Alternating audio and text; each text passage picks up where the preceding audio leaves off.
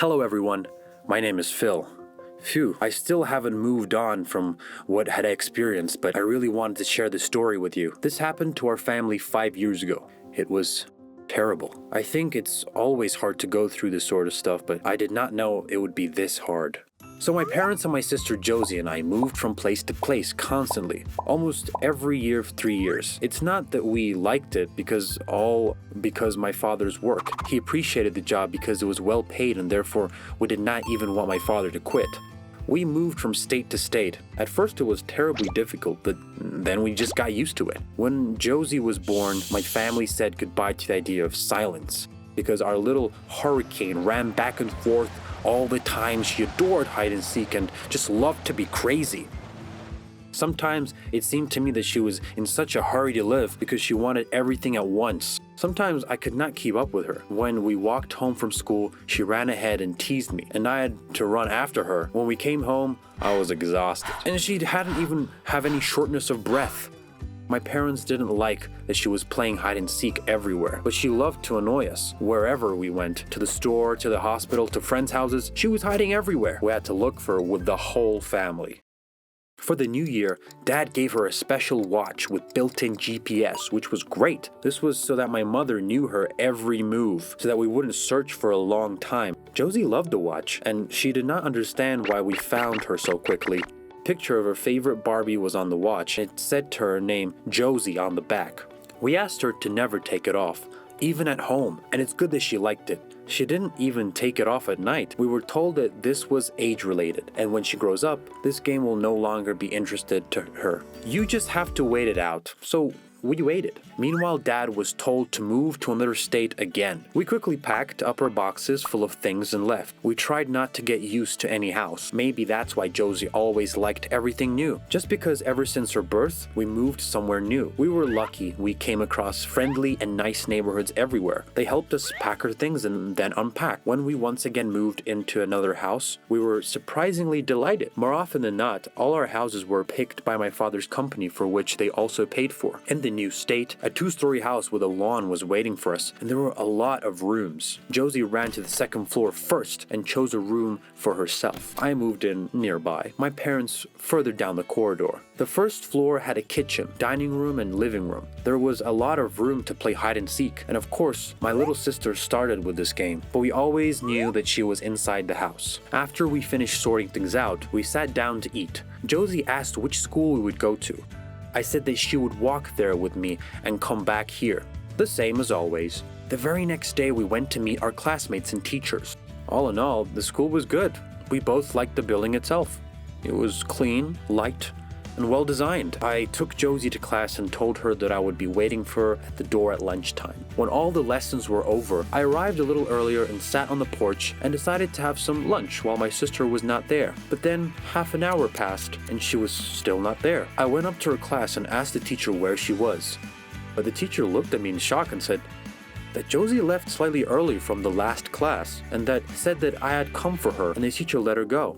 I immediately thought that she was just hiding somewhere in the building. I took out my phone and tried to track the GPS. Aha, I'll definitely find you now, I thought to myself, and turned on the tracker. The device took me to the backyard where all the kids were playing. I thought she was probably playing hide and seek again with the other girls. I approached and asked if she had seen my sister, but the girls said that no. I showed them a photo of her, but they shook their head again. The signal indicated that she was somewhere within the radius of 6 meters. I walked along the stadium and found a watch lying on the ground. I was very worried at this point because she never took it off.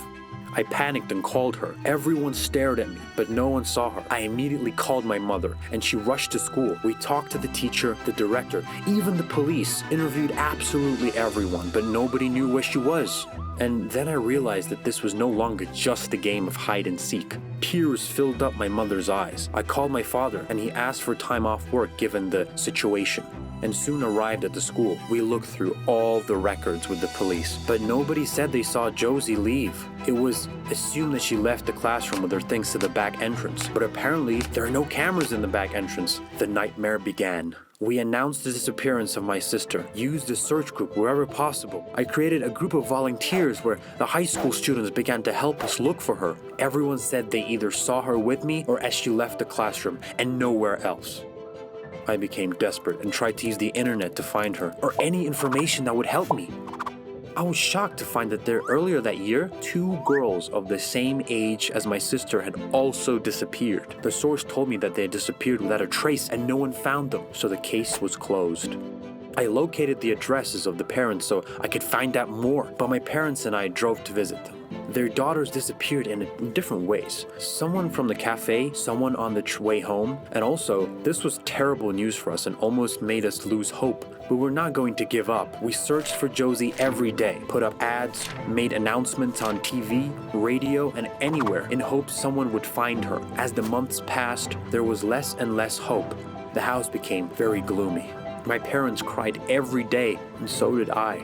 I heard my mother arguing my father, but we all understood that we were doing our absolute best. A year passed. The police had offered to close the case. After our relatives could not take the pain, they suggested that we bury her without a body and have a funeral. For a long time, we refused to accept this idea, but after another year, my mother gave up. We couldn't believe it, but we buried our dear Josie. And on the day of the funeral, we relived the moment she disappeared. At this point, not an ounce of hope was left. Another 3 years passed. While we stayed in the city for all this time, Dad asked his company not to transfer him to another state. But then, something incredibly unexpected happened. While we were just sitting there with my parents having dinner, I remembered that Josie had disappeared that very day. We remembered her again, but only the sweetest moments. Every time I found her in hide-and-seek, she rushed the door and knocked like this. There was a knock on the door. We didn't know who would want to see us now and looked at each other, and I went to open the door. As soon as I opened it, I was startled. There was a young woman on the door. She was dirty, wearing worn-out clothes, malnourished and tired. "Phil?" Josie said, and I fell on the doorstep. "Josie!" I shouted. Parents jumped up and ran to us. We couldn't believe it. It was her, our Josie. We called an ambulance and immediately took her to the hospital. We were in shock and couldn't believe what was happening. My parents were crying, and I was crying with them. When we fed her and cleaned her up, Josie came to her senses, and she said that some bad people kidnapped her. She told the police that there were 2 more girls there, but they could not escape because they didn't know how to hide, but she did. She pretended to be playing hide and seek, and when they didn't find her, she ran away. But she remembered their faces and places. The police immediately went to that place. They found those missing girls. We also visited their parents. The criminals were arrested. They were mentally ill. They had imagined that they were simply their children, and so they did nothing terrible with them, but just had raised them as their own, didn't let them go, and forced them to call them mom and dad. Oh, it's finally over now. I'm so grateful that our Josie is alive and well. We have a lot to catch up on. So guys, please be careful. If you liked the video, then please leave a like and comment down below.